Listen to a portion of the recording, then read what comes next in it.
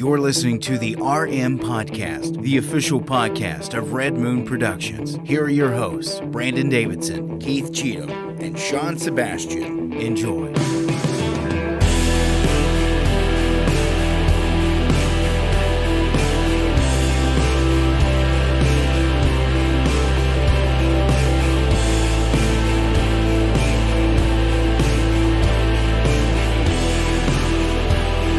Welcome to yet again another live episode of the Red Moon Podcast. Live every single Tuesday night right here on all your favorite social media accounts. I am one of your hosts, Brandon Davidson, alongside our normal new host, Sean Sebastian. Oh, and... Keith! I got it! He got it. Uh-oh. What is this? Breaking news!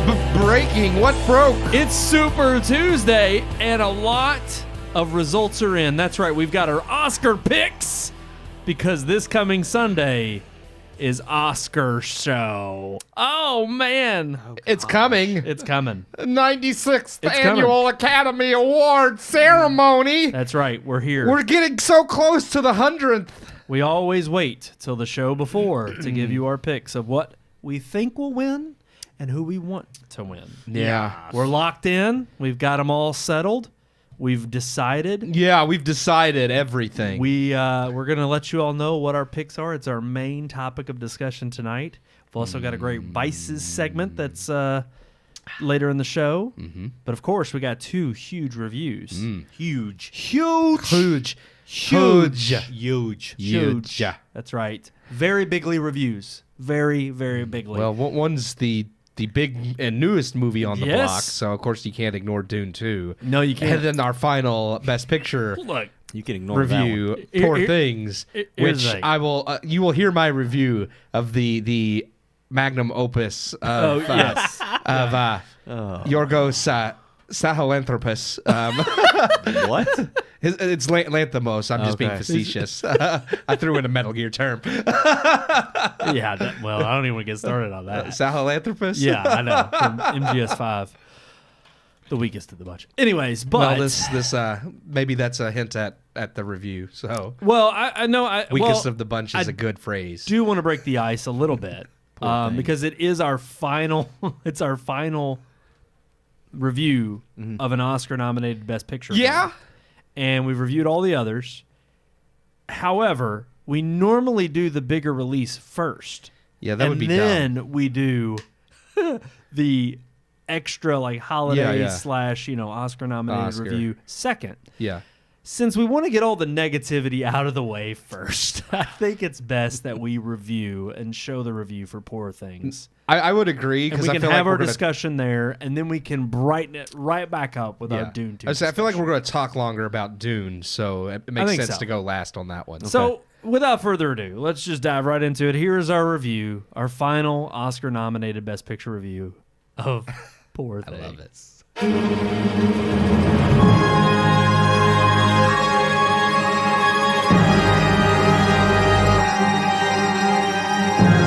The time is near. We are less than a week away from Oscars. This upcoming Sunday, we bear witness to the 96th Academy Awards show. But before we get there, tonight we give our predictions, because we have finally seen all of the Best Picture nominees. That's right. This review is of the last nominee left, Poor Things. Because as the saying goes, we may have saved the best for last. Directed by Yorgos Lanthimos and starring Emma Stone, Poor Things centers on a woman named Bella, played by Stone, whom is the deceased body of a woman reanimated a la Frankenstein's monster by Willem Dafoe, playing Dr. Godwin Baxter, a mad scientist archetype who goes by God.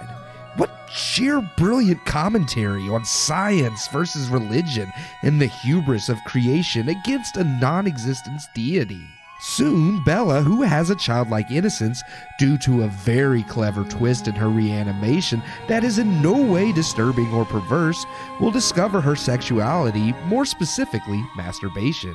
And it is here that the film begins to examine Bella's life, self-discovery, sexuality, societal norms, religion, philosophy, and socialism. It also co-stars Mark Ruffalo as a lawyer who will attempt to seduce the childlike Bella, while in no way being perverse and likewise earning himself an Oscar nom for the splendid and in no way unimaginative performance he gives.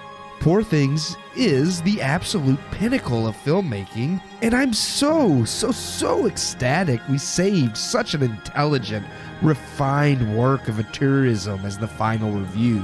Lanthimos creates such rich commentary, full of vapid pontificating and meaningless drivel, that how could you not love it? It bolsters all the immoral, unedifying perversions of the feel-good generation, and highlights the utter depravity Hollywood continues to promote. It's no wonder the film has garnered such love and rave reviews from the leftist elites. The movie is everything wrong with Hollywood filmmaking in the modern day, and every destructive whim that is a rot to society promoted as good. Now that I'm done bashing the thematic elements, let's get into the other aspects of the film. The art direction and cinematography are indeed what you would expect in an Oscar-caliber movie. Emma Stone does indeed give a terrific performance, and Willem Dafoe is Willem Dafoe, entertaining because he always is, not because of any aspect of his role. Ruffalo is a turd sandwich wrapped in fecal foil, but nominated and praised because he's the good lefty who eats Hollywood's droppings and asks for seconds. The film is not devoid of any talent or aptitude, and the visuals, aesthetic, and even the most bizarre aspects do build neatly into the story and overall theme.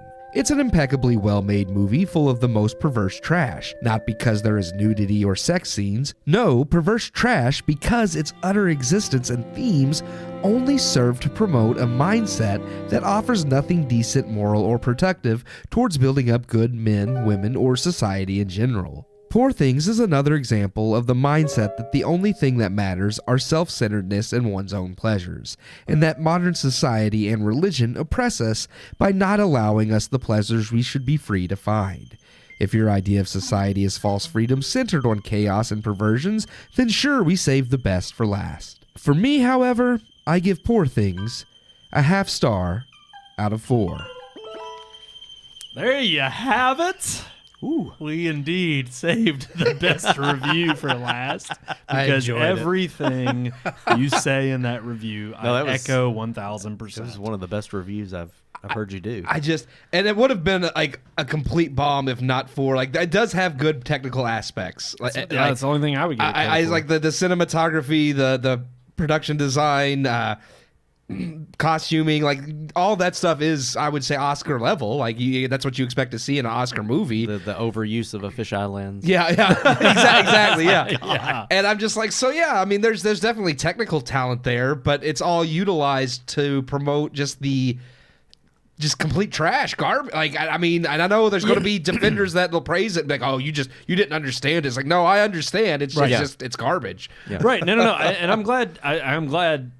Hearing it again without having just edited it for the review, it's very nice to just hear it one more time in a descriptive manner, because I think I'd sent you a text first and I just said pretentious drivel is all I put. I was like, it's just garbage. And I mean, again, I'm sick and tired of certain Hollywood types that parade around in not only being preachy, but thinking that somehow they're so highbrow and above the common fray that they can think on a higher level. And I'm like, no, there's nothing new here but just garbage that has been recycled into somehow being considered art.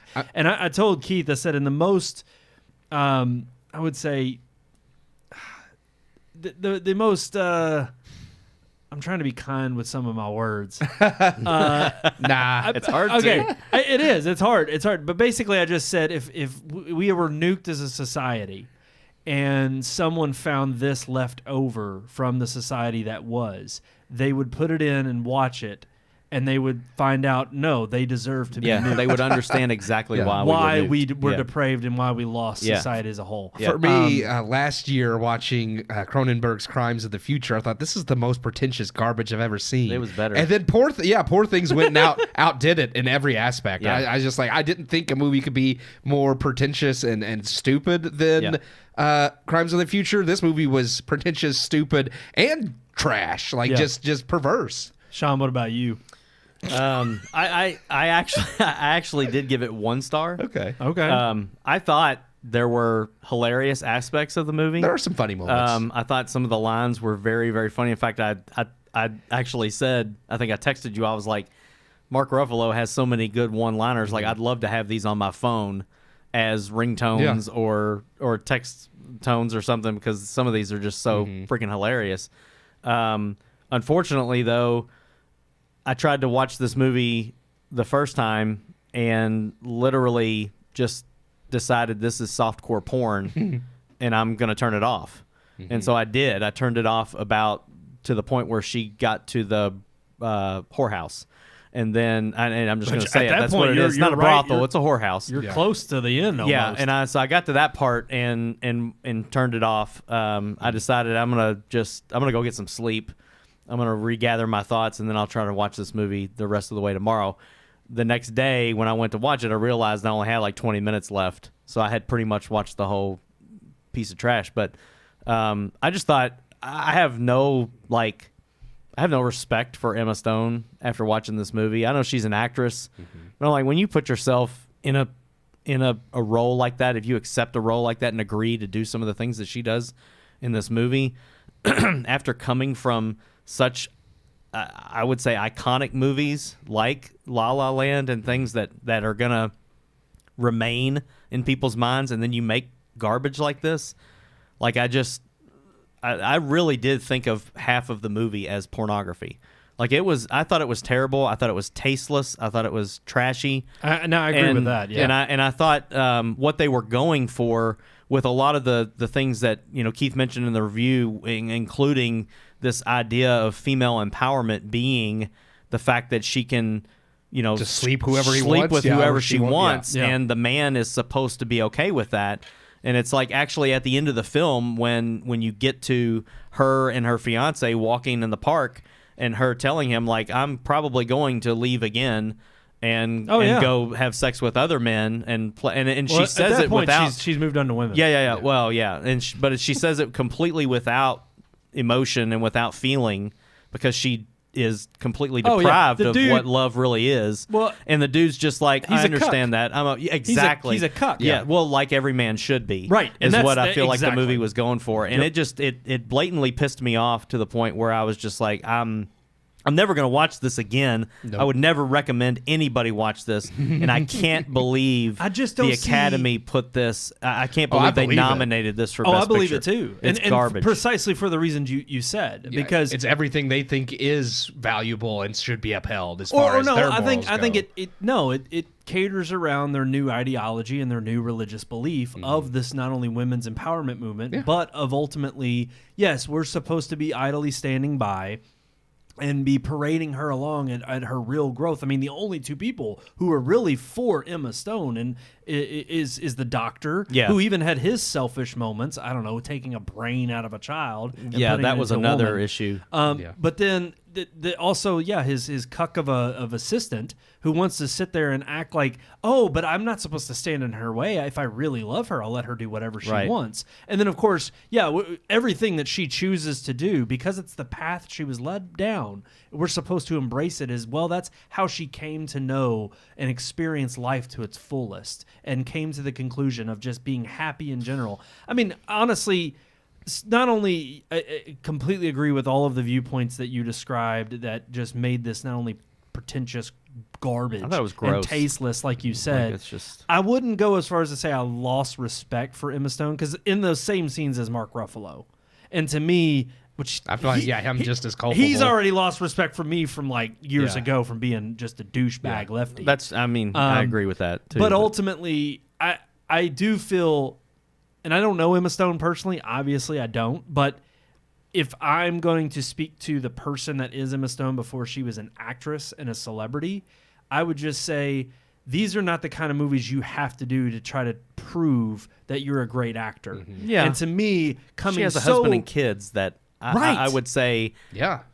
if I was her husband, I would literally have to. I wouldn't want to make anything as an actor. I wouldn't want to be a part of anything. I understand there's films where you've got to cuss, you've got to say things, and you've got to shoot people and do things that you may not agree with.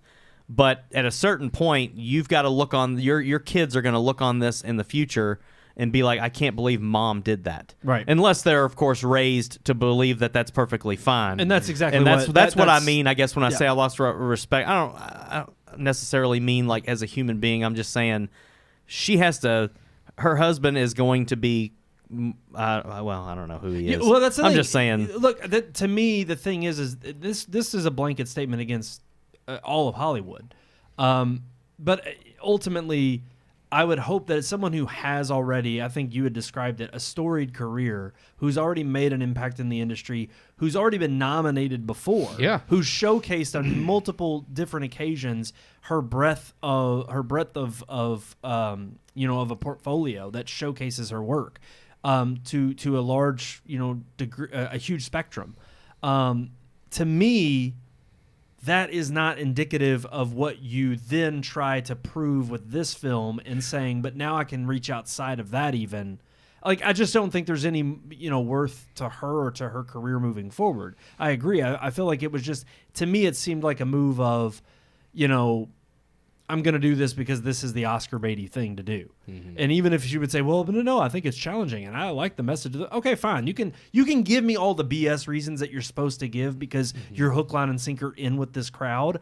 But again, and this is part of the problem that I have with crap like this being out in cinemas and in theaters. It's just like, the best way I can describe it is maybe I'm just getting too old, but I'm tired of watching stuff and just feeling like I'm wasting my time. I don't have much more time in life. Yeah. And yes, I'm only 33 years old. I don't have time because there's so much other crap out there to indulge in or to be entertained by. This is not entertaining. Yeah. This is garbage. It's trash. I don't see any worth in it whatsoever.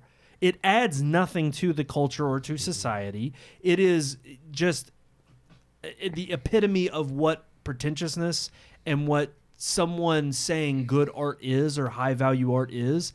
And it is absolutely, you get to a point in the film where I was just like, I was not only bored, but you get to the third act when the woman's husband, Emma Stone's husband before she was reanimated, comes back into the picture. And I'm like, really? And then, of course, he's a douchebag. Yep. And there's no redeeming male character except for the cucks in the movie. Well, even Willem Dafoe he's not necessarily a douchebag. But he is because none of the baby people thing. Are good people. Yeah, none of them have none of the males, quality. none of the men are good characters. No, but even he admits to being sexually attracted to her at one point until it's like, but it it's like when I realized, child. Then when the maternal instinct kicked in, that overtook. My sexual desires for her, and I'm one good male figure. It's the black guy in the boat. Yeah, the philosophy guy. Because he's the only one that didn't take advantage of it. And that's the other thing, just the ease at which you can pick apart all of the narrative plot points. That if you literally take away the aesthetic of Yorgos Lanthimos and even his dialogue, it's like all that, you take all of that away. The narrative plot points are not only garbage and trash, they fall a point. There's nothing new under the sun. There's nothing that hasn't been said already by leftist Hollywood. It's unimaginative. Yes. It's not, and it's funny because uninspiring. It is. It's uninspired. And as far as like the perverseness goes, because I mentioned it a little bit in the review, like it's not even just the nudity and the sex scenes, because I've seen other movies with nudity that if it's tastefully like. I don't necessarily think you have to have nudity really in any movie, but I understand why you might have it in certain scenarios. A perfect movie that makes complete sense. Boogie Nights is a great movie. It is about porn stars and has sex scenes in it. Yeah. And I would still say Boogie Nights is less perverse than this movie because it actually has themes that do have like actual like value and it uses like kind of the perversion of Well, it shows pornography the to showcase- negative Yes, side yes. of that. Yep. Yeah. So it's one of those things, and it's funny because I know like some people would be like, "Oh, well, you're just a prude." It's like, no, I'm not a prude. This is a perverse movie. Yeah. No other way to put it. And it's just completely it's not worth your time. It's not. I mean, there's just other things that are out there that are more entertaining, that add more value, that actually make you think. This movie doesn't make you think. Boogie Nights makes you think. That's right. Mark Wahlberg, Dirk Don't become a Diggler. pornography star. touch. Dirk Diggler makes yeah. you think. Makes you He think. makes you think. But you know what? I'm ready to wrap up the discussion on Yeah, Poor let's do Things. that. Yeah. We clearly all fell into the same boat as far as not recommending this movie. Quite a disappointment. And honestly, for those out there who may have watched it, may have enjoyed it, hey, More email power us. to you, I guess. Like, share, and subscribe. Let us know what you think. Email us at RMPodcast, RedMoonProductions.com. Please do. Explain why it's a great movie. I want someone to explain. Some people like to dumpster dive. I don't know. Well, like, to each his own, I guess. Like some people think that Pizza Hut is gourmet, I guess. So I mean, Hey, Hey, Pizza Hut's good. don't knock the hut. Little Caesar. Some people Little think Little Caesars Caesars is gourmet. Hey, when you This was the Little Caesars of pizza. This was like the Dollar Tree frozen pizzas This was that Little somebody Tony's. left out. Little Tony's Pizza. No, Little Tony's aren't bad. This was the Red Baron. That's what I'm saying. Red Baron's not bad. That's why I went. That's why I went with Dollar Tree frozen that somebody just left out That's in right. the alleyway I and got a it. hooker like it sat on. Even though everybody has a fondness for this is that square pizza that you would get School. at school. cafeterias. That was I good. feel like even bad pizza is good, and there was just nothing. Like There's no way. I don't know. You can equate this with pizza. This movie is not like pizza at all. No, it's not. That was a bad. I don't know. That was a bad We're thing. still trying yeah. to make it work. Let's move, right. move Yeah. on to Dune. Let's get into a movie that is actually worth your time and definitely Oh, worth yeah. seeing. Here is our review of Dune Part 2.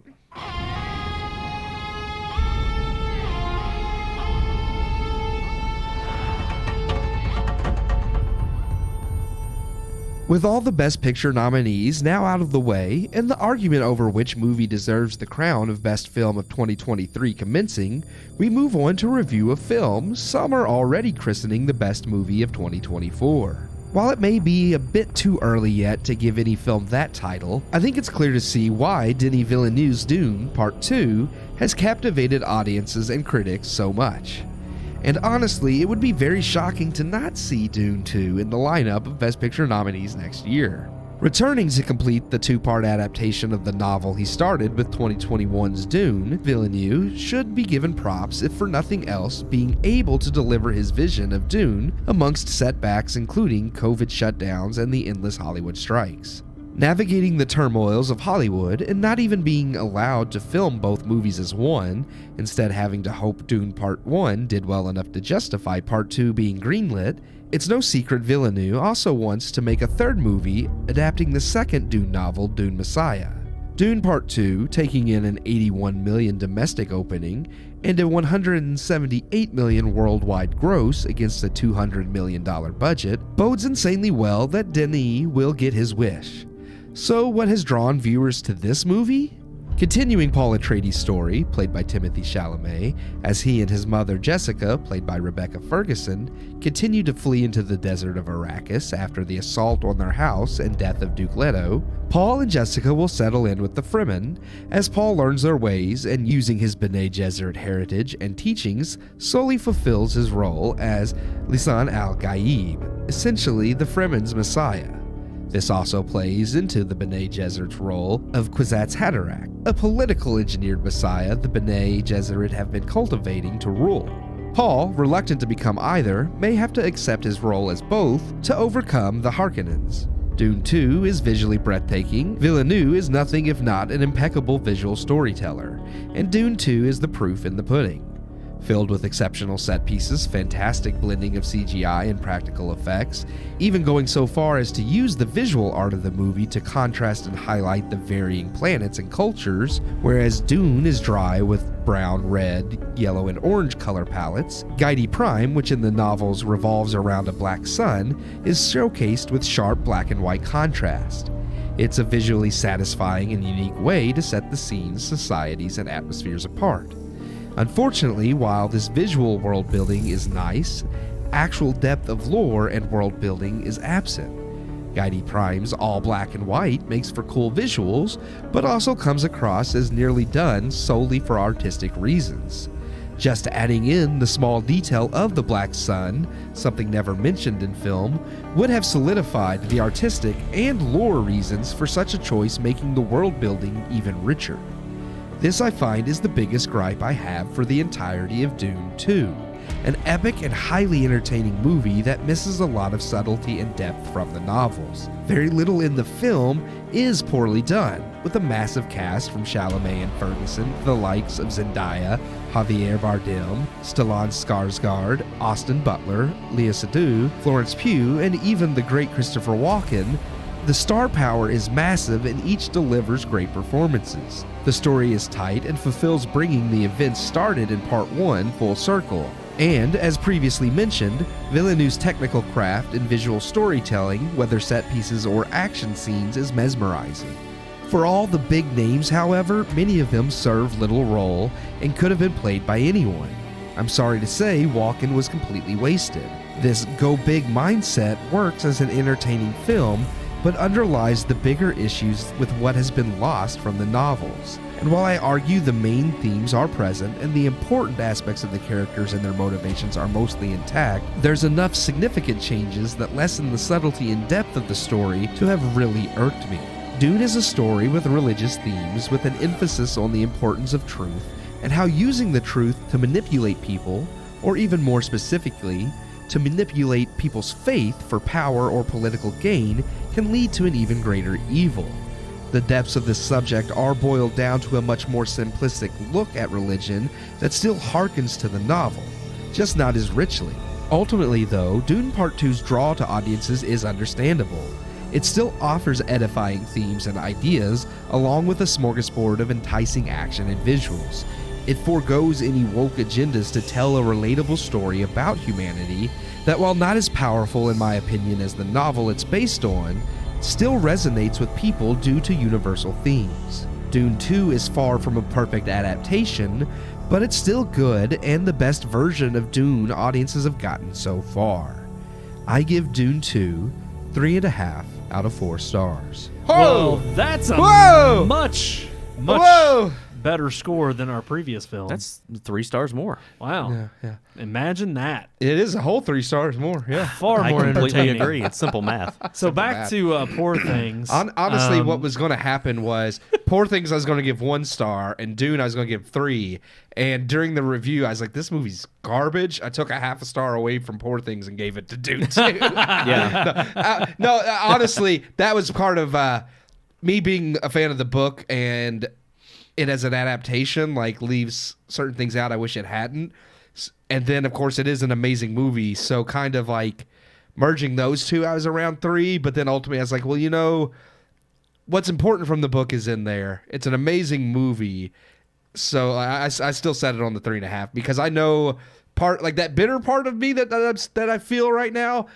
In May, when this comes out digitally and I watch both movies back to back in the comfort of my own home, I'm going to love it. And like that bitter part will be gone. I already know. Like, so I was like, look, I think that's a good thing to bring up though, because I feel like when films are adapted from a book, that's especially a book that's beloved like Dune, and same thing with some of the other recent films that have come out, and it's like when you have a movie that's supposed to be made and people have read that material for decades and you love it, and you love it, and it's like that's got to be a really hard position to be in because you know the true story, or I mean you know the story from the writer's aspect, but then you watch a movie and it's a good movie, but yeah, it just doesn't, those pieces don't fit, and it's like, because I feel like I'm somebody that hasn't read the book, so it's I absolutely freaking think it's phenomenal. Yeah. But I can understand how, someone who knows the source and knows that, and it would be difficult to kind of walk that line. It can be, and this is much better because thinking of other adaptations, like we were talking about the Hunger Games over at Brian's. Yeah. Those are very faithful for the most part to the books. There are changes, but they are more faithful than I would say Dune 2 was. Mm-hmm. And Lord of the Rings. Yet the Hunger Game movies are nowhere near as good of movies as Dune. Yeah. So like you can balance that out as like, they're more faithful, but if anything, I think direction that's is kind of uninspired. To something like Lord of the Rings and how hard it is.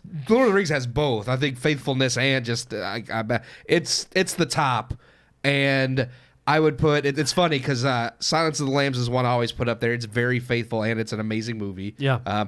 And then Game of Thrones, where is kind of where you start getting into a little bit of unfaithfulness, but still very good. And I would put Dune like right underneath that. As adaptation wise, like that's still pretty good. Yeah, that is. Yeah, I was gonna say all of those are top tier, and I'm not but you arguing mentioned with Silence that. of the Lambs, and it's like I've never read that. I wouldn't know if that was any different. Yeah, those books are amazing. I just know the movie is phenomenal, so I give it. I go with what I'm seeing on the screen, not what I've read before. But ultimately, I will say I'm in the camp too of not having read the source material, and as far as expectations going in.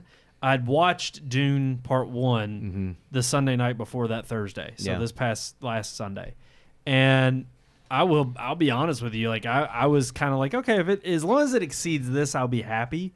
I was blown away by it. It was far and away better than the first movie. Empire Strikes Back. Oh yeah, and I hate to say this because nothing against the first movie, I did like it more the second time around. But you all, I think I even voiced my opinions when we talked about the first one when it came out. Was not a huge fan of it. I mean, it was okay, but I didn't think it was mind-blowing. Even the second time around, I found in the third act of the film, I found myself kind of going, in a dazed and confused, like I'm just losing interest. It was very much more slow. Yeah. This hits the ground running and doesn't look back. Yeah. But it also lets everything that needs to breathe. It never feels rushed, even in a 2-hour, 45-minute film. You think, okay, well, one, that's way too long. No, not for the amount of content it packs in. Yeah. But also I think for the it could amount. have been longer. I think it could have been longer too. It could have, Yeah. although I'm glad they went with what they went with because I think it's a safe runtime, and I think it keeps you getting too fatigued for those who might have The average gotten their moviegoer. fill. Yeah. And Sean, I know you've seen it a second time already. I did. I saw Poor Things, and that movie was such shit that I had to go see Dune 2 again. And that I had to get that out of my mind and get hyped up about Dune 2 again. Right. And the second time I caught things that I didn't catch the first time because it's dense and there's a lot going on. But it also allowed me to appreciate those moments where it breathed and slowed down, and I appreciated those even more when you look at the amount of action and just the amount of explosions and scenery and ships and design, like all of it's insane. I gotta say this too, right off, just real quick, get it out of the way. I think I told you all after we came out of the theater, Top Gun Maverick was the last movie I saw in IMAX that I said I would fully recommend people go in to see it in IMAX. Absolutely. This now is the movie that I would say you need to see it in IMAX. The visuals are not only stunning, the sound is amazing. Yes, it is. It is incredible. Yeah. And just even watching a little short featurette about the first movie, not even the second movie, which I'm sure the second is not just as much or if more complicated, but there were some scenes that they were saying in the first movie that had 2,000 audio tracks for one particular, which I'm just like, again, this is the big budget movie, Hollywood movies we're talking about nowadays. But even still, this one just outdoes the first in so many different ways, in spectacle and in art direction, in the set pieces. I will say, again, going back to a friend of mine that I work with, I won't explain all of his critiques. And granted, he loves the novel. He said, as far as a film goes, he would have given it 4 out of 4 stars. It's highly entertaining, emotionally enthralling. He said it was great for cinematic purposes. For an adaptation purposes, he said he would have given it a 1.5 out of 4. So apparently, for someone who's read and enjoyed the source material to a huge extent, I think he more takes not that he hates the movie, he just sees it as, okay, they took a lot of the lore, a lot of the world building, and a lot of the the story elements and the characters and placed them in something that is a little bit more surface level compared to what the book goes into. I was just going to say, I think he simplifies a lot of that stuff in them, and because I wouldn't go as low as 1.5, in my opinion, as far as adaptation. I just think he oversimplifies a lot. He does cut out a lot, but I was going to let you go. You go. No, ahead. I was just I watched a couple of different reviews on YouTube of people comparing it to the book, and they very much they basically said if you wanted to take the book and be 100% faithful to it, this would have had to have been 8-10 hours long. Well, yeah. It'd have to be 3 or 4 movies, 2 hours apiece, because there's no way to cram the detail and the amount of depth that goes into the religious aspect of it, or even the anti-organized religious aspect of the whole story. But not just that, but the detail in the planets, the worlds, the houses, the great houses, all of this stuff. There's just no way he could have done that in 2 movies, so it had to be at surface level. And while I think I would agree. I think, to me though, the problem is you take something like Lord of the Rings, which is again kind of considered the gold standard, and rightfully so. Which, granted, it had 3 movies and 3 separate books. There's still some cutting and large cuts that did happen, and even changes that happened. Mm-hmm. But I think the difference is when you had Peter Jackson, Philippa Boyens, and Fran Walsh sit down to make it work, they said that was one of the challenges, is how do we not only remain faithful to the source material, but how do we tell the story that Tolkien also wanted to tell? And that's where I think that a lot of the themes, even though there are some that are overtly or even kind of ambiguous in Dune Part 1 and 2, I mean, this kind of goes back to what we were talking about last week with Denis Villeneuve's approach to story in general, and just dialogue, and how it kind of comes second to the spectacle. Mm-hmm. And my friend at work was specifically saying, and granted, I admit this needs to happen because it's a cinematic movie. It's it has to be show, don't tell. But a lot of the scenes where they're taking out the Harkonnens, spice crawlers and whatnot, he says it's mentioned in the book, but it happens off page. Like, you don't. Yeah, it just happens in the background. They don't go into any detail. Yeah. Whereas in this, there's a good, probably the whole time in which, I mean, from the moment he's learning how to tame a sandworm, and then also, is. The guerrilla warfare of them taking out granted, it's a beautiful, amazing spectacle, but again, that is, if you think about it, 40, maybe 50 minutes of the movie and all of the battle scenes. Yeah. And they're well worth having for the reason you go to the cinema. Yeah. But I get to where some people would argue, well, then, okay, if you're going to take that route and you want to actually be faithful to the story and really be true to the themes that the book holds, why not flesh it out into 3 movies from 1 book? I wish they would have. I think he absolutely could have. Like, because you mentioned Lord of the Rings, the whole length of Dune is around the same length of all 3 Lord of the Rings. Because, I mean, Tolkien wrote Lord of the Rings as 1 book. His editor forced him to split it into 3. So Dune and the 3 Lord of the Rings novels are generally about the same size all together. And I think if he had taken Dune, because even in that novel, it's split into 3 sections called books. Mm-hmm. So I think if you had made each book a movie, like if Denis Villeneuve had done that and been allowed to do that by the studio, because he did want to film 1 and 2 together as 1 movie, and it was the studio that was like, honestly, hey, let's do 1, and if it does well, you can do the next, and if it does well, you can do Messiah. Huge props to being able to make a part 2 in almost seamless connection. Oh, yeah. And not having filmed them together. Yeah. He does a great job. Phenomenal. It doesn't feel like you missed it. And I would blame the studio on that one for not allowing him, because I think if he'd been allowed to film it all as 1, get the whole novel out however, and then cut it into whatever movies he needed to cut it into, it might have been able to be more faithful. Him having to do it in chunks of, here's Dune Part 1, it has to be part 1 of the story, but it also has to stand up well enough on its own, because if it doesn't do well, then we're done. And honestly too, and I think I kind of talked to y'all a little about this too, with how much is in part 2 and how slow part 1 is, I'm like, a little bit of this could have probably been pushed in. I know he has the definitive break there, and it does make sense in the way he splits it up thematically. Yeah. But ultimately, or even cinematically, how he splits it up, I feel like we could have put a little bit more content in the first movie and made it a little bit more fleshed out, which would have allowed us to maybe expand on some of those themes or the broader, topics of discussion in the book in part 2. I mean, again, by no means, from somebody who's never read the book, it's a cohesive story. It's unique. It has its own world building within it. It has its own unique narrative that it tells. Like, I wouldn't say that it's not necessarily something new. There's nothing groundbreaking in it in terms of storytelling.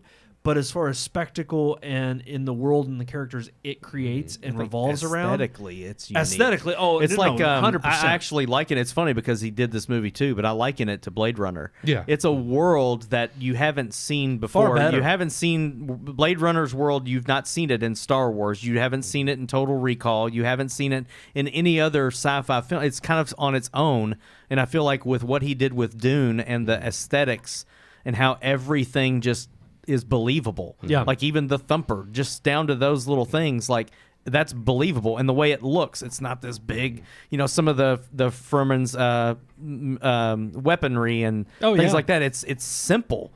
Well, and again, he doesn't get so abstract in the artistic design that it's, like you said, it's unbelievable or artistic for artistic sake. Yeah. It seems like it's It's comes weird from and the abstract, but it does. Okay, so I would it's very say, thorough. I think a lot. Well, just like the black and white from the Harkonnen's Planet Agiti Prime, I feel like yes, it's very uniquely Denis Villeneuve. Like you watch, like Sean said, you watch Blade Runner, and you could tell it's definitely his artistic style.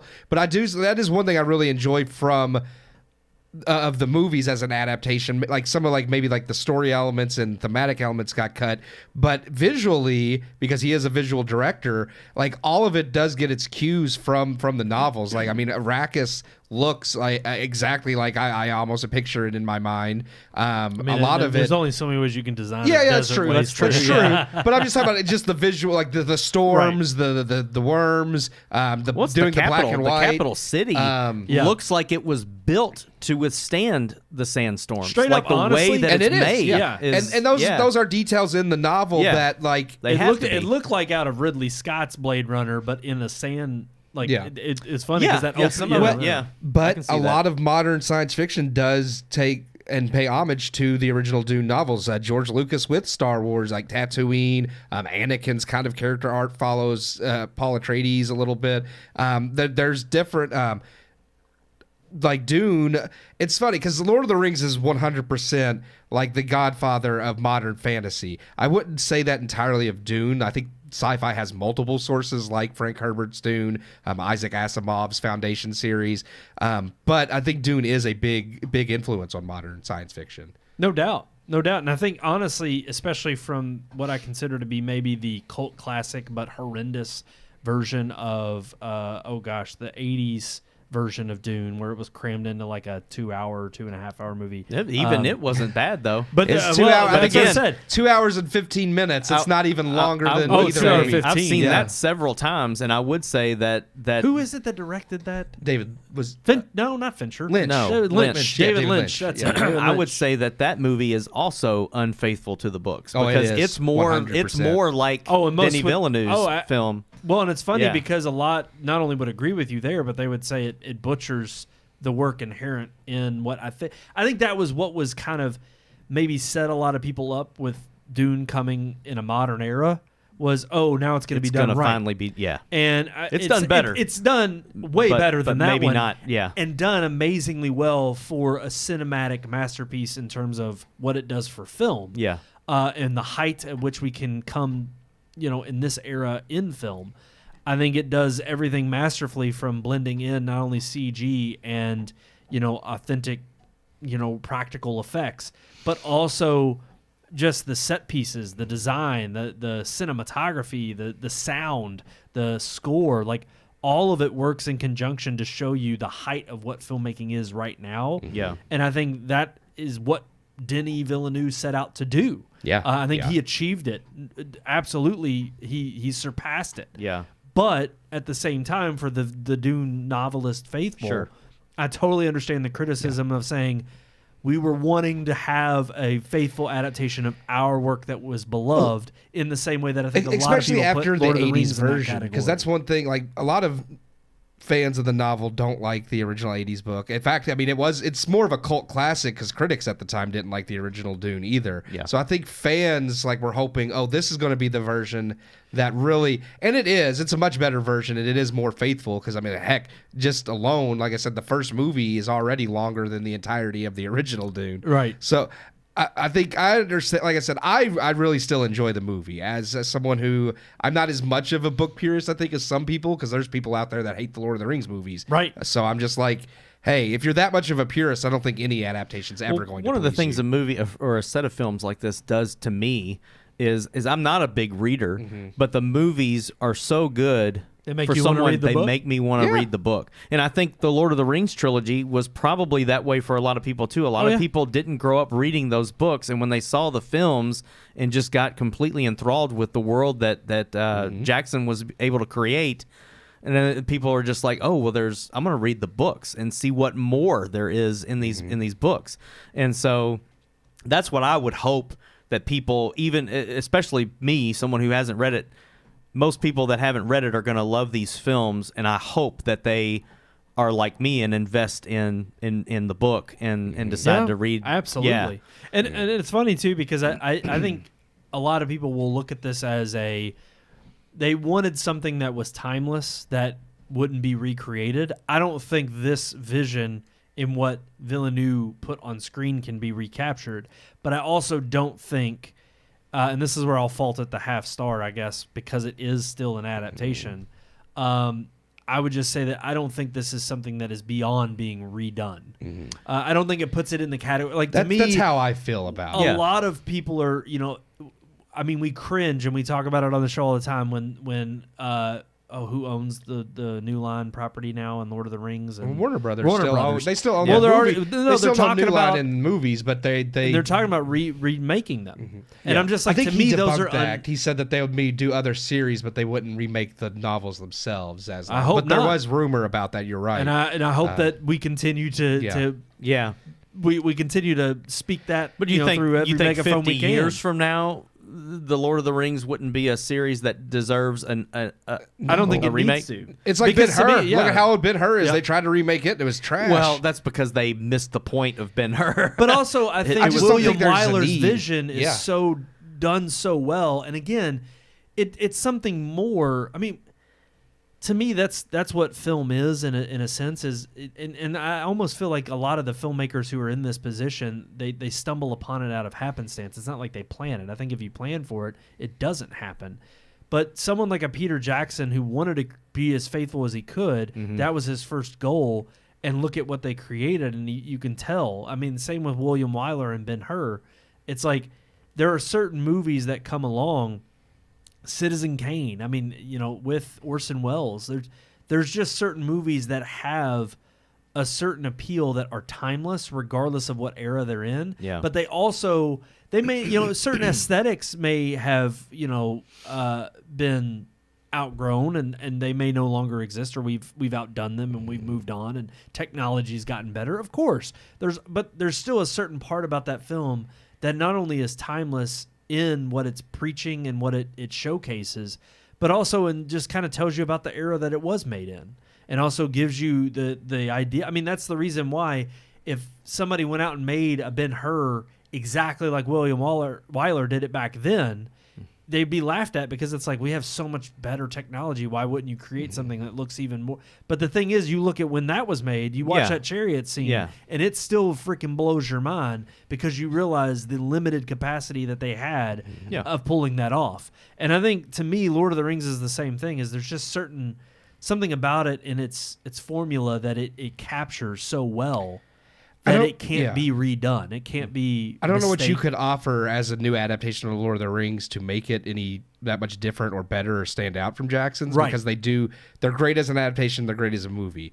With Dune, like you said, I think recreating, like with the visuals and everything, that would, like, there's going to be people who wouldn't like a remake just because those visuals are going to be iconic, and Denis Villeneuve did such a great job with production design and the special effects, and that'll be the biggest hurdle a remake would have to overcome. But there's so much from the novels you could incorporate that I think there is something you could still offer with the remake, and that's why I think it could be in several years, like 10, 20 years, someone could come back and offer a new adaptation that does stand out because it could incorporate more of the book.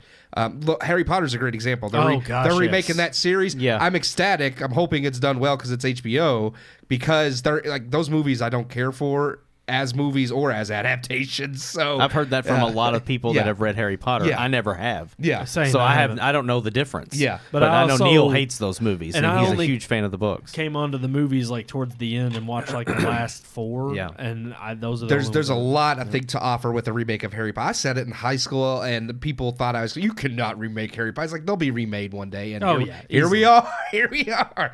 But again, I mean, Hunger Games is probably in the same boat. It I mean, could again, be. to reach that status, you just have to be of a certain level. And I'm not saying that Dune isn't a great movie. It clearly is. Part 1 and Part 2 together, I think, are phenomenal. Especially Part 2. I would definitely go check it out. It's worth a watch. I know we need to get moving on, but Yeah. no doubt it's going to be a high bar. It's set a high bar. Yeah, early it would in be the a hard year. one to remake. Like, 'cause Harry Oh, Potter no, and no, Hunger I Games just are easy to I just remake. meant for this year. It's Oh, yeah. already set a high bar. I already of what's to predicted. come out. I already predicted it'll be in the Oscars next year. I could be wrong, but Oh, yeah. But I mean, the first one was, and I can't think of anything that would come out this year that's going to really knock this out of those 10 spots. So It's kind of funny because Dune Part 1 was in a lot of the it was nominated for Best Picture. It was nominated Yeah. for a Yeah, lot. Yeah. It won some of the technical categories, didn't it? And, Yeah. But I can see this movie actually, well, It knowing depends. the Academy, I don't know. I can see it being nominated for Best Picture. Yes. But Oh, I think it will. I would think that this one is more worthy of Best Picture than the first one. Oh, I agree. Absolutely. But I 100%. don't- Just like I thought Avatar Way of Water Yeah, was yeah, way better yeah. than the first Yeah. movie. Yeah. But And I mean, it was also nominated, It just like the was, first yeah. one. There's no doubt in my mind this will get a nomination. it will be surprising considering how early in the year it's come out. Yeah, That yeah. it will be remembered by then. But I think it will because of how good it is. It'll be like Top Gun. Like, I mean, it Came out in May, and it got the nod. Yeah. I mean, it But didn't mostly win, technical. but yeah. Yep. And that's where it really only got nodded. But you know what? Let's stop talking about past Oscars. Let's talk about this year's Oscars. Oh my goodness, And I've let's got my picks. Get into those headlines, shall we?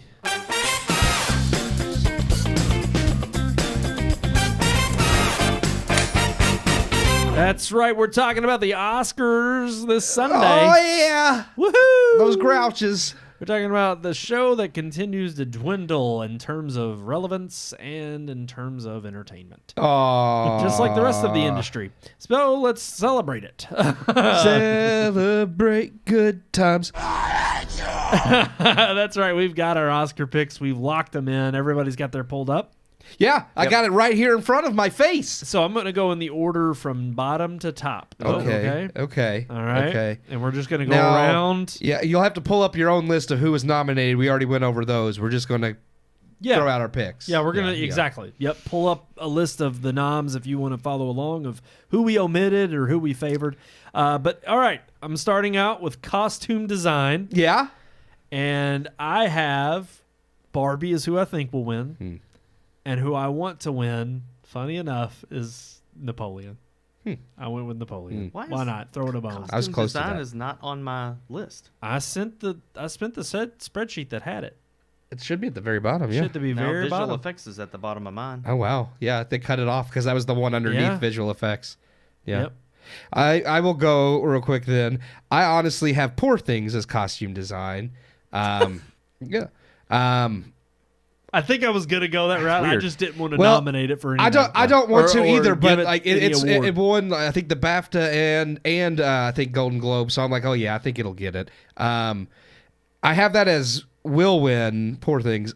I actually put Barbie as one to win. I almost went with Napoleon just because I didn't want to give Barbie anything either. But I was like, yeah, it's like it got that aspect right. I'll go with that. So, but I don't think it'll get it. I can give mine, Sure. even though I don't have it on my list. But I would say I think that they'll give it to Barbie. But I would want Napoleon to win. I Okay. thought the Yeah. way they captured the Oh, no, the Napoleon costume was design of that movie was fantastic, great but- for the era. Yeah.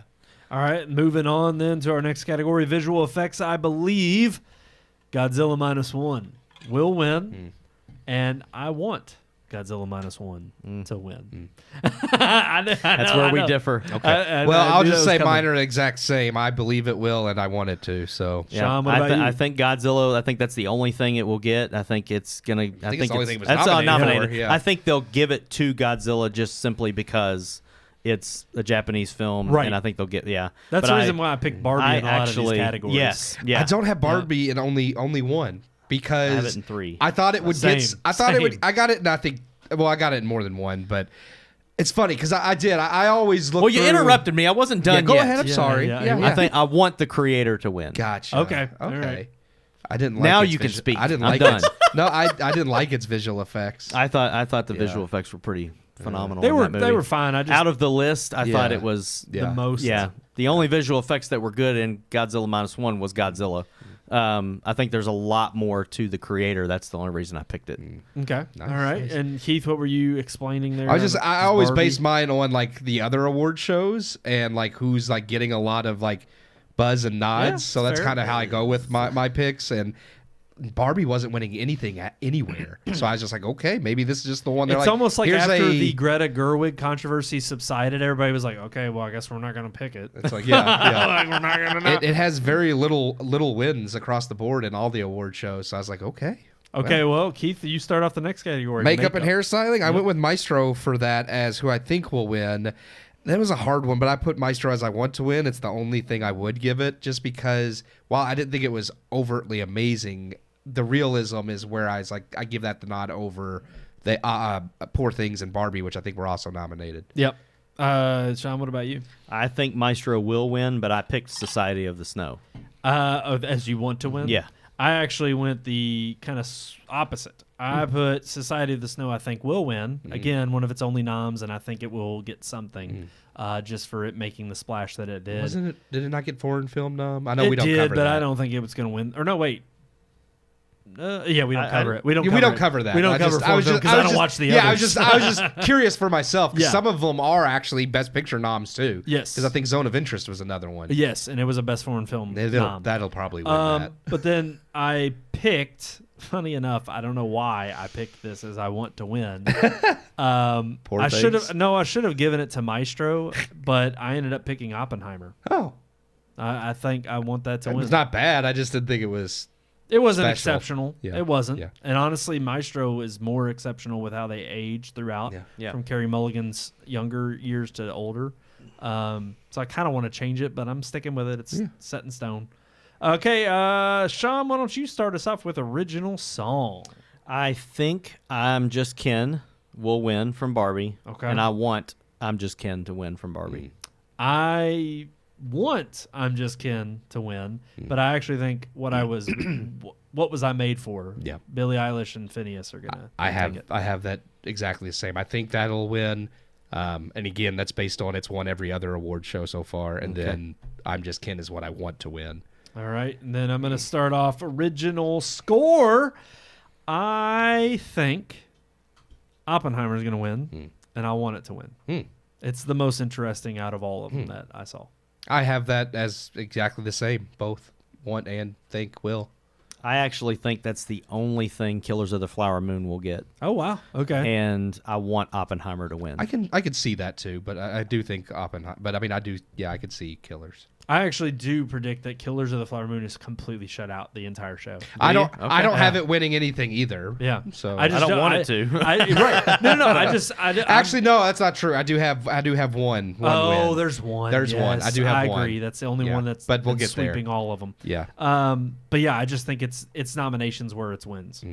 Yeah. Okay, so production design. Keith, why don't you start us off there? I actually, and this one I did go against other award shows. I think I put Barbie for this. A lot of award shows are putting Poor Things. I think that might be a curveball at the Oscars, and they'll give Barbie the production design because I honestly have it as I want to win too, just because it's like that's the one aspect of the movie I thought was exceptionally well done. Yep. Sean, what about you? I have the exact same thing. Barbie. I've got Barbie. I've got Barbie as will win, but I actually did pick as the one category that I wanted Poor Things to Oh, win. really? As production I didn't design. want to. I don't have it for once on anything. I don't want nothing to do with that movie. That was the only thing that was pleasing to me. Yeah, no, I get The you. cinematography was okay, but I didn't A think lot it of was fisheye, amazing. like he said. Right. There was a lot of things I've seen before in cinematography. Right. Well done, but seen it all. But then the production design was the one thing that I thought was unique about it. That I was like, okay, this is done really well.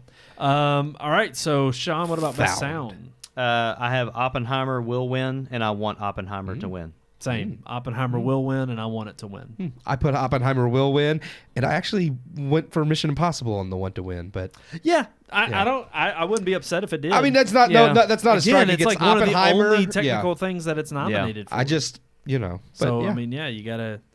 I'm with you on that. It was nominated for visual Are we effects, going too. to the right. One of the only. Yeah, technical, sure. They're all technical, though. Yeah. right. Film editing. Film editing. Okay. Keith, why don't you go ahead? Yeah, film editing. I think again Oppenheimer, and I actually chose the holdovers as I think one of the only categories I wanted it to win. So Wow. Sean, what about you? I have Oppenheimer for both. Same. I have a confession to make also.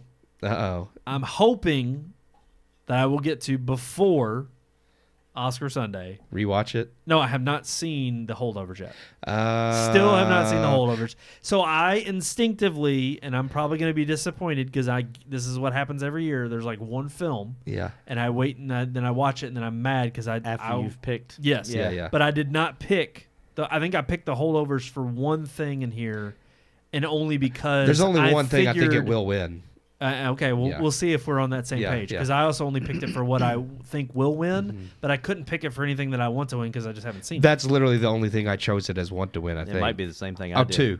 I have two for one to win. But I ended up picking for film editing, Oppenheimer and Oppenheimer. yeah. So, all right, moving Fantastic. on to cinematography.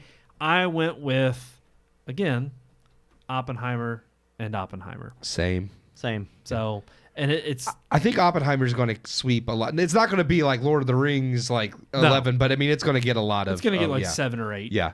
And because honestly, I think this year is just a weak year. It is a weak year, and it was the Academy only- loves Nolan. He does deserve praise. It's kind of like the Revenant situation. It's like weak year. Yeah, Leo's great, but this was not the movie he should have gotten the awards for. Right. And also, I just think that the competition is so lackluster compared to kind of that middling highbrow, but also widely regarded as like, okay, it made over $1 billion at the box office. A lot of people Audiences know it. actually like Right. it. Yeah. And I think that I really do think the Academy is in that weird ethos and that they're in that middle, playing that middle ground of we want to be artistic, but we also want to still be relevant. Yeah. And so I think they're going to try They to know nobody watches the Academy Awards, so it's like, well, or that gotta get nobody people to- remembers yeah. the best pictures Yeah. from the last several years. Yeah, exactly. So I think they're going to Original play it safe. screenplay, is that where we're at now? Yeah, go ahead. Original screenplay, I think will win Anatomy of a Fall, want to win Past Lives. I picked Past Lives as one to win, but I picked The Holdovers Okay. as what I think will win, based on what I've heard of the movie. No, I think it's fair. Sean, what about you? I think Maestro will win, but I want the holdovers to win. We're all different on this Yeah, one. that's Yeah. a big one. That's a big Yeah, difference. that'll be interesting Yeah. though. Yeah. Especially because, Anatomy of the Fall is probably the strongest point was its writing. Yeah. I would yeah. agree. It was the I don't have strongest it one. winning. Well, I think I do have it winning one other thing, but that was pretty much it. But Sean, moving on to Adapted. Adapted. I think Barbie will win. I want Oppenheimer to win. Okay. Weird that Oppenheimer I have adapted. very different. Yeah. Go yeah. ahead, yeah.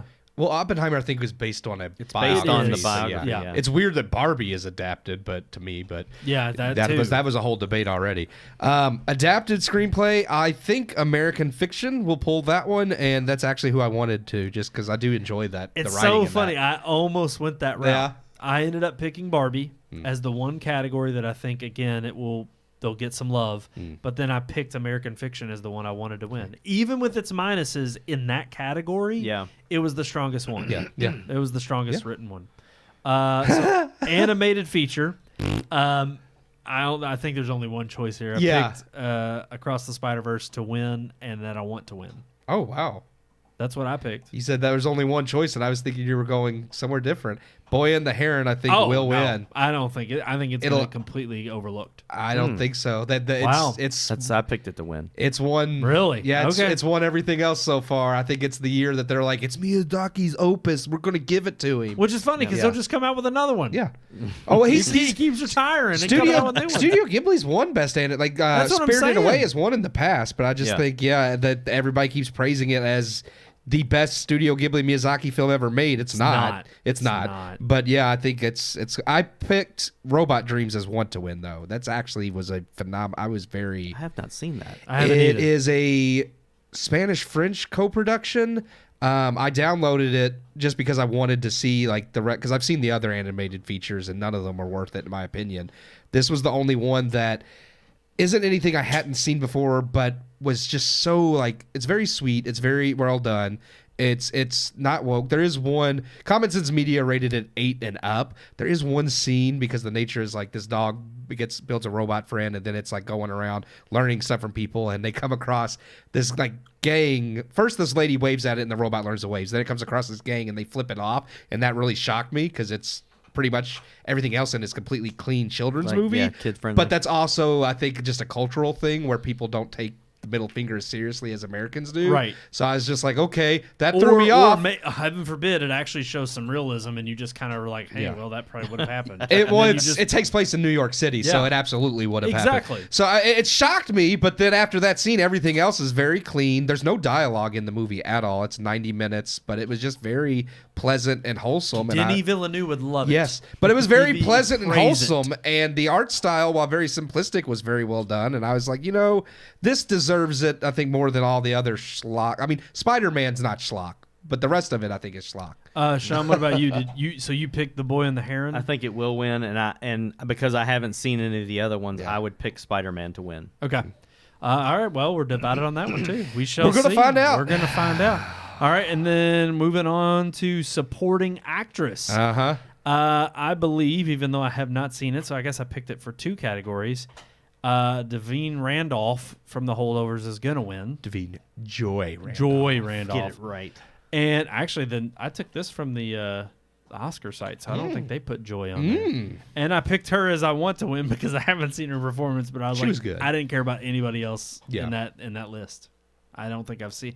Or wait. Oh well, yeah, because this is supporting actress. Yeah, supporting. Sean, what about Jonathan? I think Devine Joy Randolph will win, and I did pick Emily Blunt from Oppenheimer to win. you? That you wanted to win? Okay. Keith, what about you? I think will win Devine Joy Randolph. That's the only holdovers one I have winning. And then want to win, I picked her too because she was good. She just, I think again, it's a showcase of a weaker year, but Okay. yeah.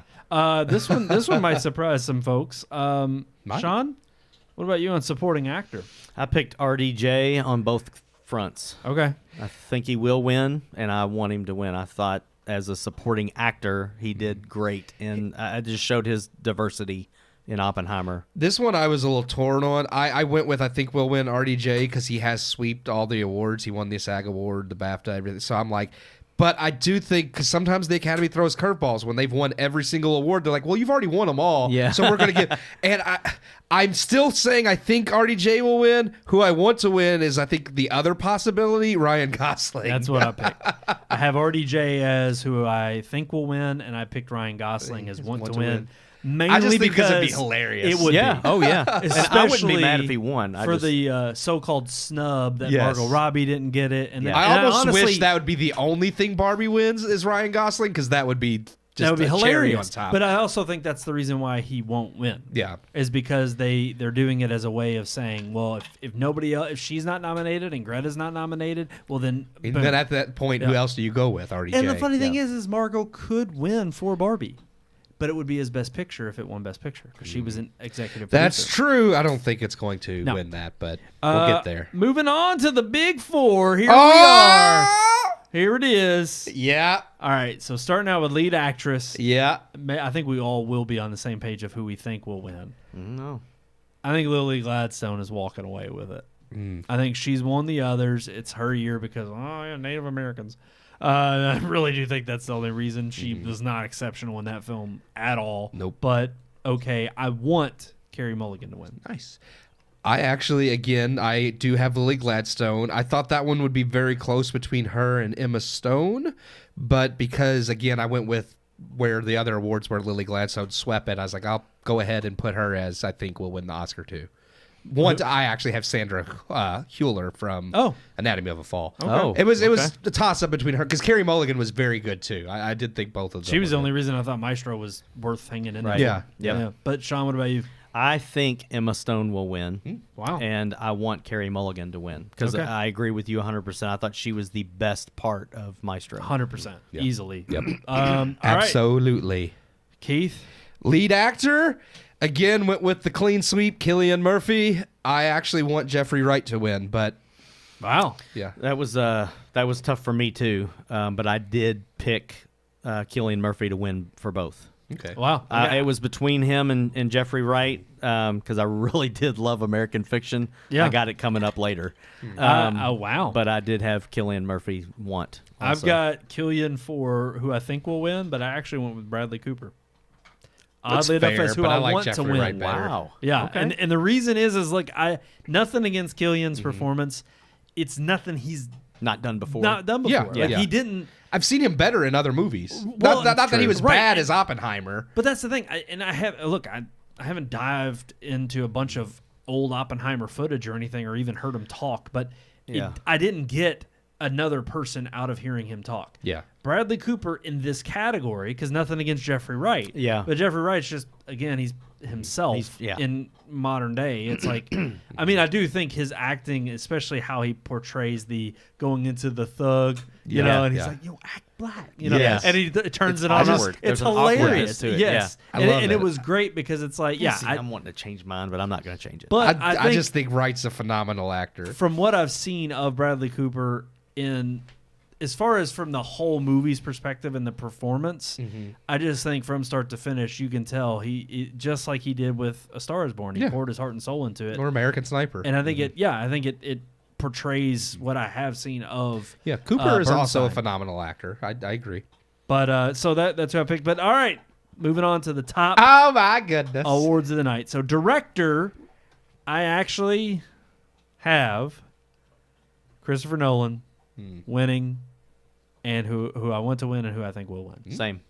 Same. Out of the directors on there. I looked at all of them. I'm like, I don't really care about any of them or the job they did. And yeah, I agree. I think will and want Chris Nolan. What about you, Sean? I said same. Oh, same. Yeah, Okay. same. All right, then we're moving on to the big one Here's of the night. the Big Daddy. Here it is. This is the big one of the night. Sean, you want to lead it off for us? I think this is the only thing that it will win, and I think it's going to come out of nowhere. I think Past Lives is going to win. What? Whoa, really? I do. I don't. And But what do you want? I want American Fiction to win. Actually, see, that's where I thought you were going. And I could out of conceivably wood. see it coming out of nowhere, almost like a moonlight. What I want to win never wins. So I was like, I can't pick both because it's not going to win if I do that. Right. But I really, out of all of the films that we saw, American Fiction was the one that I enjoyed, and it emotionally got me the most. Okay. I did watch Past Lives, and I do agree with everything you all said about it. But I just think that's going to be I don't know. I think the Oscars will do something different, and that's why I think it'll win. Huh. I Okay. think Out of because nowhere. Parasite has already won and Namari or whatever with Stephen Ewan was nominated. I feel like they've given the Asians enough props that they're going to be like, we don't have to award Past Lives. Sad but true. Keith, what'd maybe. you go with? I think who I think will win. I went with Oppenheimer as who I think will win. I just don't think they'll give it to him. I see. Here's the thing. I agree. I think there's a chance that there'll be a curveball, but for me, the curveball is either going to be American Fiction or Poor Things, which I hope Poor Things is not going to Poor get it. Things would be the Moonlight curveball. That's the yeah, oh, only. yeah, true. That would be the Yeah. Moonlight curveball. I am willing to place a bet right now. Poor Things is nowhere near going to win. Well, we won't. Like if it doesn't I'm win, willing. we I'm won't. I know, But how would we know? Like the chance. It's just like okay. No, that's all it is. It's just that it won't win. Yeah, no, I don't think it will. I think Oppenheimer will. I just said Right. if there was a curveball, but we have no way of gauging that unless it We saw the wins. tallies. Yeah, I don't know. What do you think? Who do you want to win? Past Lives. Same. I ended up going with Oppenheimer's, who I think will win, and I want Past Lives to win. Of all the Best Picture noms. Again, have not seen The Holdovers. Yeah.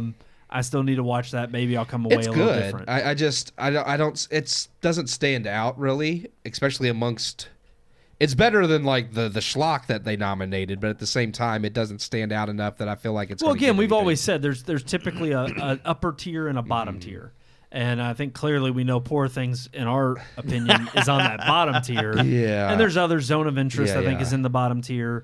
I sadly think Past Lives slips to just above it, only because I do think it's a universal movie that most can enjoy, but it's just nowhere near it has enough traction to win. It's just not had any kind of support or drummed up message outside of just being nominated. Yeah. American Fiction, I do think that is the one curveball that could easily come out of left field and be the best picture, and it could be the only award that it wins, along with maybe like a writing award or an acting nom. That's the only thing, and it would be very.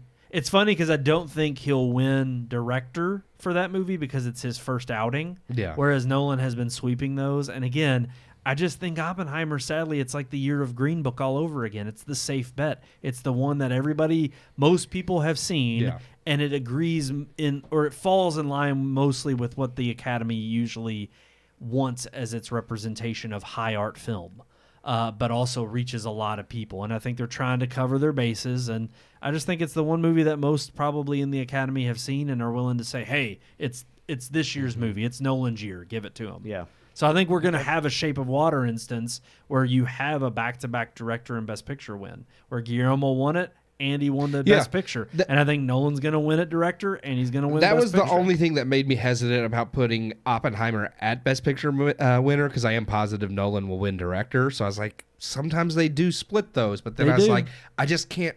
There's not a lot I really think, unless there is a curveball like Past Lives or American Fiction. When I picked that, honestly, and now that you're saying that, I did not even think about Parasite and Namari. As being and the whole Asian thing. Yeah. It's like I just didn't even think about that when I picked it, but I will not. They're like, I'm not they've gonna given change them it. I enough. already put They've it down. given them enough same. kudos. So. Yeah. Yep. Because that's they don't They really showed him enough it's love. like they don't Yeah. really care about like the diversity angle, only to It's say they've been because diverse. It's kind of because of that. Like you said, I didn't even put it that way, but I like the way you put it as it being a universal film. And I thought maybe the Academy will give it to that because it's you also had different. That's not their shtick. Yeah, It's the universality of Right. a film. Yeah, So I thought, man, there's the curveball. I would It's be they'll okay. try to give it to something that relates to everybody. That's a curveball And- I'd be okay with. But, Right. Yeah, but I don't know. True. I would be. I wouldn't be upset with Well, that. and then Everything Everywhere, also very heavily Asian. Yeah. was one last year. So I just And it was think- also the favorite. I mean, It this was the would favorite. be if Oppenheimer wins. I hate to say, but I mean, honestly, no. The curveball. I should have said this. I kind of withdraw my statement of. I mean, American Fiction would be a curveball, and I could see that happening. But the other one that I could see as a predictable curveball, or people saying, "Oh, well, but it did deserve it. I didn't think it was going to, but it deserved it," is Barbie. Yeah, I could see If that. Barbie just out of nowhere Wins and nothing, and I could but- see Margot Robbie coming up there and them getting up there and saying, "But we owe all of our thanks to this one person," and they get Greta up there to be the unofficial selector of to congratulate her. The honorable mention. Oh yeah. But again, the way they could shoot themselves in the foot is that could turn into a disaster where it doesn't win. But just like the year that it was the year of 2020, which was a god-awful show, but they put Best Actor last thinking Chadwick Boseman was going to get it. Yes. And Anthony Hopkins won. And it was the weirdest way to end the show. Yep. He wasn't even there to accept the award. It was hilarious. Yeah. They were completely misjudged neither was that one. Boseman, so. Yeah. So true. Sorry. No, it's good. That's It's good. Alrighty, I think that's going to wrap up our Oscar. Screw you. It's working tonight. Yep, that's going to wrap up our Oscar picks for this year. Obviously, tune in Sunday, and of course we will. We'll be writing down who the winners are, and we'll be tallying it up, the points, and seeing who walks away with the most wins. Who's gonna do it? Who's going to do it? But we have our one final segment to get into. Yeah, yeah. And I think we can wrap up the show with this one. So let's Yeah. get into our Vices segment. Yep.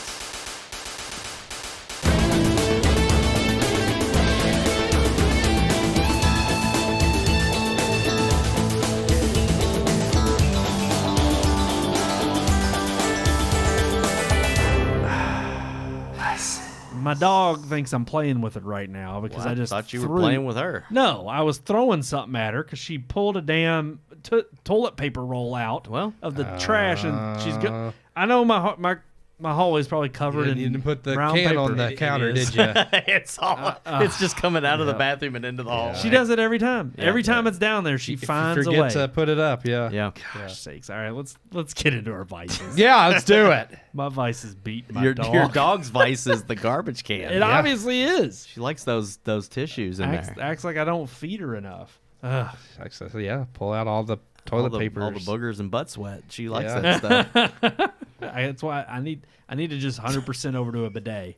Not even pat myself dry. Get rid of the toilet Get paper. you one that they have the ones that like have the little blow dryer. The blow dryer. Oh, I don't know man. how much Yeah. that costs, but I can look Wow. into it. I need Yeah. to I look think into those it. are the ones that are built into the toilet. I don't think you could just buy one to attach. You'd have to buy a whole new toilet. I can rig up a shop vac and figure out. I don't know. Yeah, you put it. You accidentally it's put it like- like, I don't in wanna reverse. suck. Yeah. I want it to blow. I mean, shop vacs will blow, but if you put it on the Be wrong like an setting, astronaut getting your stuff sucked out. Okay, y'all were talking about prolapsing earlier. Oh, God.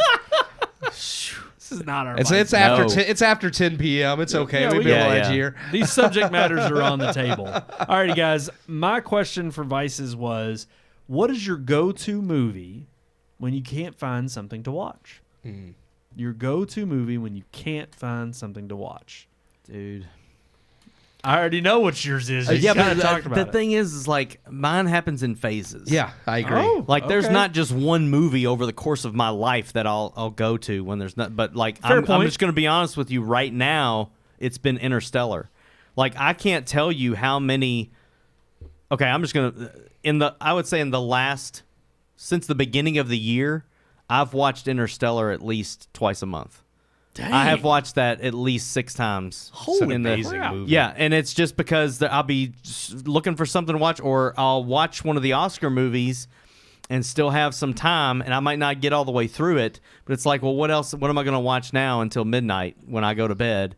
And I can't find. There's just so much crap. Yeah. I can't find anything, and I literally will go to Interstellar a- every time. You're looking for something that's going to scratch that itch, and Yeah. you want to know it's going to get scratched. You Yeah. don't want to be left hanging. I like, usually only get to like when they see the sphere for the first, and then I got to go to bed. yeah. But then when I go, well, the next time I watch it, I start it over. I don't ever watch a movie starting from the beginning. Or starting from the middle, Same. unless it's a freaking Poor Things kind of movie where it's like I got to get through the rest of Yeah. this. But no, I like or if start it's a it over. circumstance where it just happened to remember where I was, and I started up, and I'm like, Yeah. oh, I'll pick up from here. It Yeah. depends on how much time has passed. Like if I stop something and I'm going to go back to it the next day, I'll pick it up from where I was. That's one thing. Yeah, But like 3 weeks later, I'm Yeah. not going to start. I'm Yeah. just going to Same. start Yeah. it over. Yeah. But Interstellar, before that, it was Dune Part 1. I watched, dude, I've seen that movie so many times last year that it's ridiculous. I watched Dune more than I watched TV shows. Wow. Like I literally wore that movie out. I think Daggone. they took it off my streaming because I was watching it too much. I was using up too much bandwidth. No, they were just like, keep going. But yeah, before that, I went through a Sleepless in Seattle thing where literally that was one, if I didn't have nothing else to watch. Oh yeah, I'll watch that movie again. Well, and it was that time of the year. And 10 Commandments, Ben-Hur, I've done that one, and that one's one that you start watching, you don't get all the way through it unless you got 3 hours. Yeah. But no, it's always in phases for me, so I don't know. I agree with that. Mine. See, it's funny because typically for me, it's shows. I don't typically have like movies I go to because movies require you to commit, More time, yeah. more time. So when I'm going to watch a movie, I'm usually more intentional about what I'm going to watch.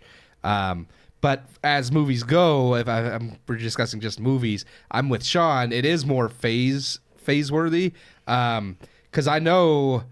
I like you mentioned Interstellar, but the Dark Knight movies, like there was a time where I watched those like on repeat. Lord of the Rings, I'll watch multiple times, like anytime. and we mentioned it over there, Shawshank is one that I have seen on multiple occasions because that's one that used to just come on TV all the time. And I'm flipping through TV and here's Shawshank. I'm like, oh, well, we're going to watch that. It's funny.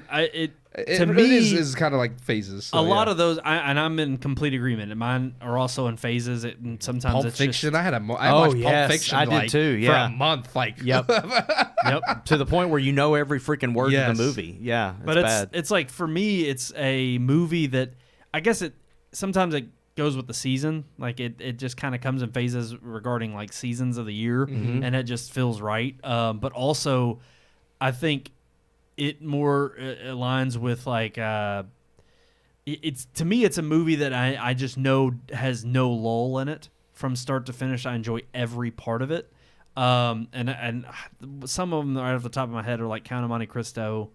I just from start to finish I love that movie and how it builds. In fact, the only part I hate is at the end because I feel like it wraps up and I'm like, no, I want more, which is a good thing. But yeah, Lord of the Rings, Inglourious Bastards, a lot of Tarantino stuff. It's just like I get into a habit of like, oh yeah, I just want to rewatch that. Oh gosh, there was one. Well, you brought up TV shows, and the first one that came to mind is either Boy Meets World. Boy Meets World. I've seen that through so many times. Saved by the Bell. I mean, those are just short little like I can turn it on in the background, or even like I can turn it on and just I enjoy rewatching it.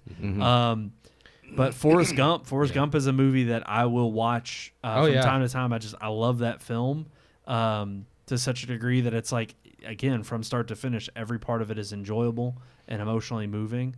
And it's also one of those movies I've seen so many times that I'm like, I don't know if I need to rewatch this again, but I love it. I will. Don't tell me I don't need to. And you're right, Dark Knight. Dark Knight is one of those that I just... And it's kind of like you, Sean, in terms of like when you get to that part in Interstellar. Dark Knight is the same way. It's like there's certain like once I get to the part where Heath Ledger's been first introduced, where he has the like comes into the meeting, and you first see his real on-screen presence as the Joker, and you're just like every time I get to, and that's in the very beginning of the movie. But sometimes I just like watching. Yes, I like watching certain parts of films to either study them or to reanalyze them as the first time that I saw it. Comedies, Talladega Nights is hilarious. Love revisiting some of those just from like growing up. The Anchorman is one that I don't know how many times I've watched that. Really? It's like, and I think it's like Keith said about it being intentional. Like it's got to be. Those go-to movies are a movie that you already know that you enjoy every part of it. Yep. It's like I don't want to start a random movie when there's nothing else to watch, but I still don't want to start a random movie if I know. Well, because you don't know if you're going to like it or not. Yeah. I want a movie I know a sure bet that I like it. There's every once in a while you have an adventurous I'm just like, okay, I want to try something new. But then and there's been movies that I've been hesitant to watch. And then after I watch them, I'm like, oh, I'll definitely watch that again. Yeah. I really enjoyed it. Like, yeah. how in the world did I miss this and forget about it? Yeah. But then there's also movies that I've just like Poor Things. I'm just like, why am I wasting my time? We'll never ever watch again. No, never. I mean, the original Star Wars trilogy are movies I could watch anytime. Heck, even the freaking prequels. Talk about a guilty pleasure. Phantom Menace and Revenge of the Sith. Not Attack of the Clones, but Phantom Menace, just from all the hubbub surrounding it. It's fun. I watched the prequels too. But I mean, the originals are what I love. But I mean, I still have. There's a place in my heart for the prequels more so than the Disney crap. Yeah. I mean, even speaking of Disney, even Marvel's original Infinity Saga. I'll watch the first Avengers movie, Infinity War, and Endgame. I mean, I will watch Age of Ultron. It's just not as good as those other three. But I mean, the first Avengers and then Infinity War and Endgame I can watch anytime. And that was she's already. Yeah, she's ready. She's ready. She can't help herself. it. She can't help. She can't help it. She cannot. Come here, pup. But no, I'm with you, Keith. I was actually before going to throw in, Disney tarnished everything. Of course, that's what they do best. Pirates of the Caribbean. Oh yeah, that was great. Curse of the Black Pearls. First two is great. I saw I was just thumbing through some. There was a clip of Up, and now I really want to rewatch Up because I saw it today going through something on a break. And just like the Instagram clips and stuff, and there was just a scene from Up that I was like, "Dang, I really want to rewatch that now." Oh, I was already. I throw in some other ones. Toy Story. Inside Out. The Power Rangers movie. I was going actually good Yeah. movies. I mean, but the Power Rangers is fair. But a lot of it is from nostalgia from being young. I have those. I mean, and honestly, it's weird, but I'm so picky about games in the same way. It's like I don't want to spend or invest this large amount of time into something I'm not sure if I'm going to like it. Yeah. But sometimes it is easier to go back and replay a game or that I know I've enjoyed, and also I know how long it takes me to complete it. As odd as it sounds, because they really aren't children's movies, but again, they're like nostalgia, like movies I can watch anytime because I grew up watching them. Gremlins and Who Framed Roger Rabbit are randomly. RoboCop. I'll watch RoboCop anytime it's on. Yes. Yeah. Yep, that's a good one. one. That is. We got a plethora. I really should have thought. I think longer and harder about this question because there's a ton of movies that I know I can narrow it down. I mean, if I they're all like pre-2010. Yeah, except for I guess Endgame, but that's the exception, I guess. Yep. Moneyball is one that I can revisit. Have watched that I like times. Moneyball. Yeah. It's not one that I would just be like, I'm bored. Let me throw in Moneyball. For some reason, the way it's written, it's just I don't know what it is. That one and Social Network, I had a huge kick on that one. In when I was in college. Social Network, I just not only the Fincher's work in cinematography. I like Social Network, but Have again, it's not another Have you ever one. seen the outtake of Brad Pitt not being able to stop laughing on Moneyball? No, I have not. There's a that. scene that they were shooting with Jonah Hill, and he's sitting across the desk from him, just explaining the whole Moneyball thing like the first time. And Brad, I don't know what he says. He makes a face or something, and Brad Pitt loses it. And it's like it's about 15 minutes long of And he Brad just Pitt can't just stop. not being able to stop laughing. And every time Jonah Hill delivers the line, he busts out laughing. He's like, all right, do it again. And he tries to serious his face and can't do it. It's freaking hilarious because Brad Pitt just doesn't. He doesn't break up like that. No, he doesn't. But there was something about Jonah Hill. He's just like, I can't look at you and not laugh. Like it was really funny. Yeah. You have to check it out. Alrighty, stuff. guys. Yeah, well, good you stuff. can send us the movies that you like that you have as your go-to. Brandon threw a couple shows in there. I did. I mean, and shows too. It doesn't matter. Yeah, either one. But you can email us. It's the easiest way to tell us. Keith, how would they go about emailing us? Well, you have to get a computer. You have to get a internet service provider that offers email, or you could sign up with Yahoo or Gmail. And then once you create your email address and get all signed up, you would have to physically type out on the computer and send to our email address, which I'm going to tell you right now.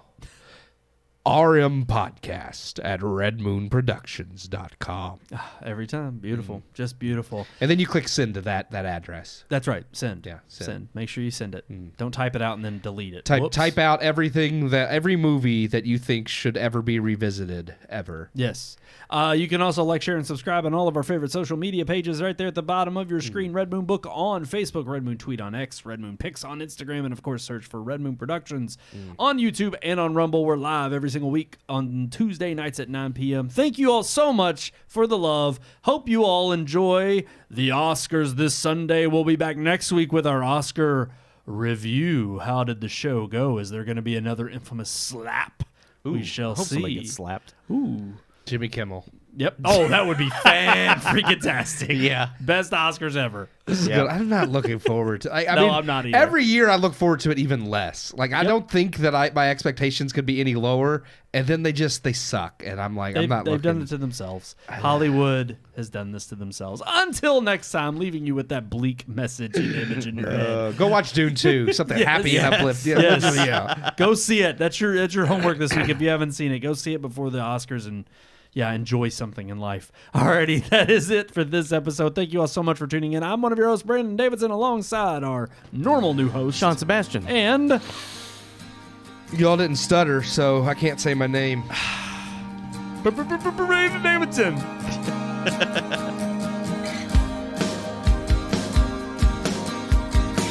We hope you enjoyed this week's episode. For more reviews, previous podcast shows, and everything Red Moon, visit our website, redmoonproductions.com. You can also like us on Facebook or follow us on Twitter by searching for Red Moon Productions, LLC. We'll see you at the movies.